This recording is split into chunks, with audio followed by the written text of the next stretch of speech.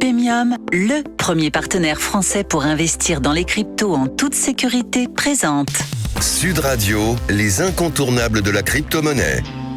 Thomas Binet, Philippe David. Bonsoir Thomas, vous allez avec notre consultant Alexandre Stashchenko, par ailleurs directeur de la stratégie de Pemium, nous informer sur tous les sujets liés au Bitcoin et aux crypto-monnaies. Et aujourd'hui, on va commencer ce nouveau rendez-vous en s'intéressant au concept de monnaie. Absolument Philippe, Bitcoin et les crypto-monnaies sont les sujets relativement complexes, mais nous allons essayer ensemble d'y voir un peu plus clair avec vous Alexandre. Avant toute chose, c'est quoi une crypto-monnaie ?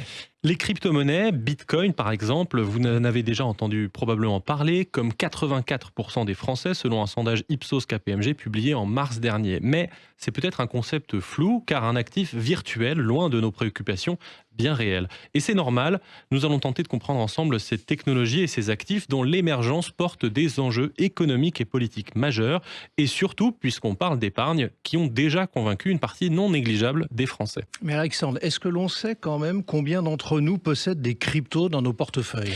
Aujourd'hui, 12% des Français détiennent des cryptos, c'est beaucoup. À titre de comparaison, seuls 7% des Français qui détiennent des actions en propre. Il y a donc plus de Français qui ont des cryptos que de Français qui détiennent des actions. Un phénomène loin d'être marginal donc, et une tendance particulièrement marquée chez les jeunes de moins de 35 ans qui sont près de 40% à en avoir déjà détenu. Cette tendance d'adoption, elle est positive partout dans le monde depuis maintenant 15 ans. Oui, parce qu'à l'origine de tout cela, Alexandre, c'est Bitcoin qui est né en 2009. Bitcoin, c'est la première crypto-monnaie. Qu'est-ce qu'elle a de particulier ? C'est effectivement la première, la plus importante, la plus sécurisée, la plus utilisée. Et de loin, sur les 2200 milliards d'euros que pèse le marché des cryptos, Bitcoin tout seul représente la moitié, 1100 milliards d'euros. C'est vous dire le poids de Bitcoin dans ce monde-là. Un des principaux intérêts de Bitcoin, en fait, il est pédagogique. Il nous questionne sur des objets et des concepts du quotidien que l'on ne questionnait plus, car on les tient pour acquis. Et le plus important d'entre eux, c'est celui de la monnaie. La monnaie, on s'en sert tous les jours, mais est-ce que l'on sait vraiment ce que c'est ? Pas vraiment, et c'est curieux. C'est un concept insaisissable qui déchire les économistes depuis des siècles, ce qui n'empêche pas tout le monde de s'en servir au quotidien.